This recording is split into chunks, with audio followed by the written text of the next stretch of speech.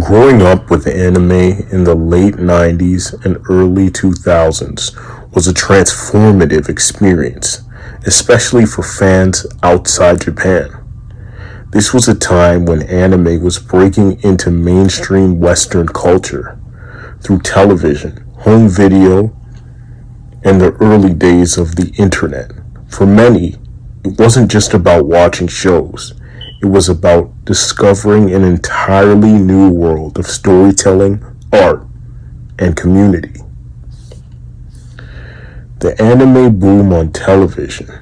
In Canada, several TV networks played a crucial role in introducing anime to a new generation.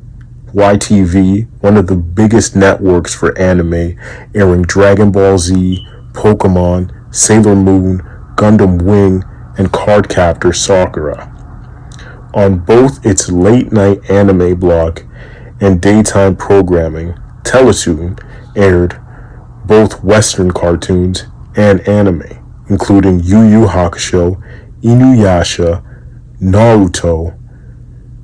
In the early 2000s, CTV and Global TV both aired Dragon Ball Z in the late 90s, particularly in the morning and late night slots.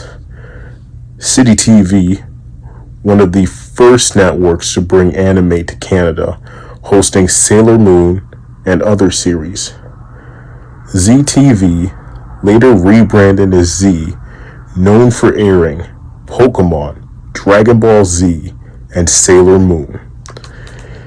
In the US, Cartoon Network's Toonami, launched in 1997, played a pivotal role in anime's rise, introducing shows like Dragon Ball Z, Sailor Moon, Yu Yu Hakusho, and Gundam Wing to a broader audience. These networks helped shape anime fandom by making series accessible to kids who might not have discovered them otherwise. The home video era and the struggle to find anime. Tell me about it. Before anime was readily available through streaming, fans had to rely on VHS tapes and DVDs. VHS tapes from companies like Pioneer, ADV Films, and Bandai Entertainment introduced uncut versions of anime. Though they were expensive, often $30 for just a few episodes, DVDs in the early 2000s made collecting more affordable, including both subbed and dubbed versions on the same disc. Finding anime and manga wasn't easy. Some of the best places to buy them included comic book stores like the Begueling in Toronto, Captain Comics in Montreal. There were specialty anime and manga stores in Toronto like Anime Extreme or the Anime Shop in Vancouver. Bookstores like Chapters and Indigo began carrying manga in the late 90s. Online retailers such as Amazon, when they were predominantly just a bookstore, and eBay were used to find rare items. For those without money to buy manga, the library became a battleground. Series like One Piece, Naruto, and Bleach were always checked out before I could get to them. The internet and early anime fandom. In the late 90s and early 2000s, watching anime online wasn't as easy as it is today. Trust me, it wasn't. Fans had to rely on peer-to-peer sharing like Kazaa, LimeWire, eMule.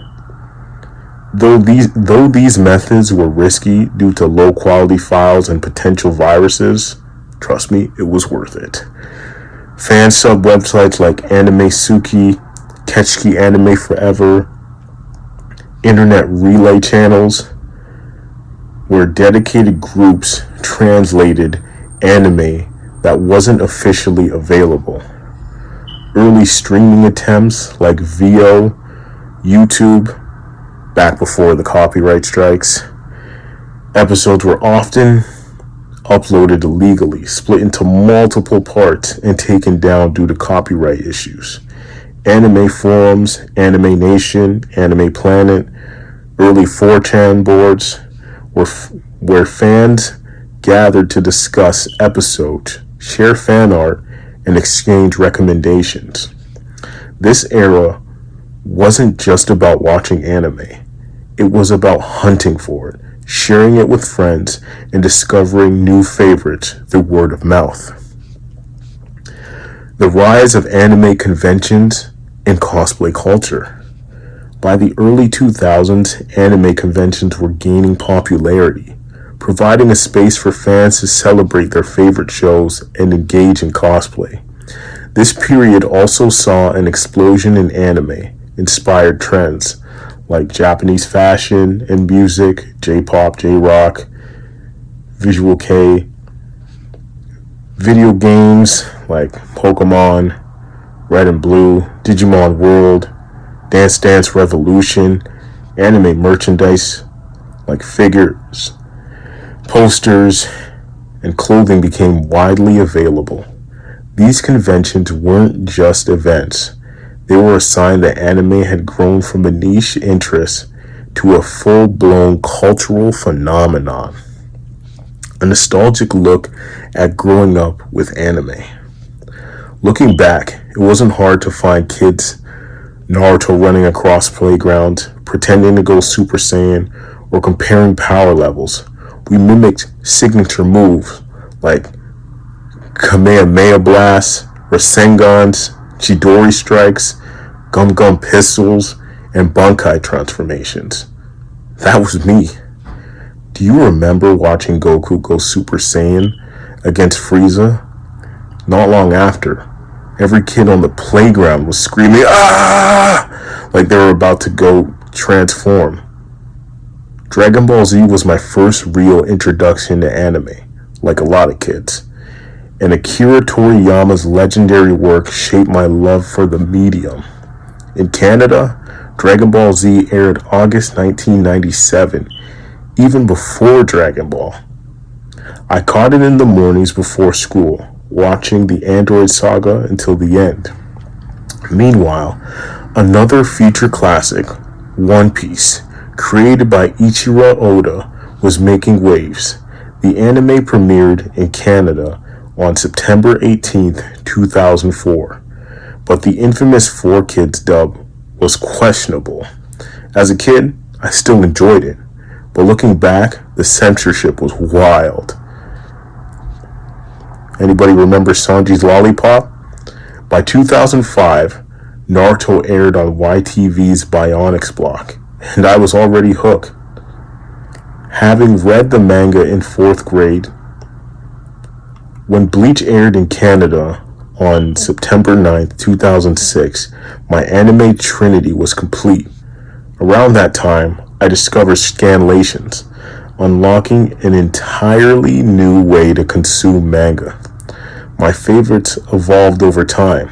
In the early 2000s, Dragon Ball Z at number 1, Digimon at 2, Bleach at 3, and Naruto at 4. One Piece not even ranking at this time, for me. By high school, after binge reading One Piece, it changed. Now, One Piece being my number 1, Naruto at the number 2, and Bleach at my number 3. Reading One Piece up to Sabaody Archipelago arc was life-changing. By October 2009, I had binge read Naruto up to the Pain arc, cementing these 3 as my top series.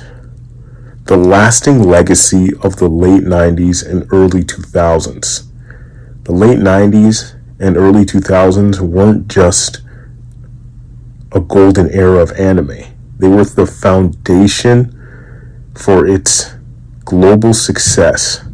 The transition from niche fandom to mainstream culture happened right before our eyes. Today, anime is more accessible than ever, with legal streaming services like Crunchyroll and Netflix making it easy to watch high-quality subbed and dubbed, sub-team over here though, but For those of us who lived through the struggle of the VHS tapes, the late night TV blocks, the endless searches for missing YouTube parts, Bleach, episode 27, part 3. Trust me, it was hard. There's something special about that era. We didn't just watch anime. We hunted for it, fought for it, and lived it.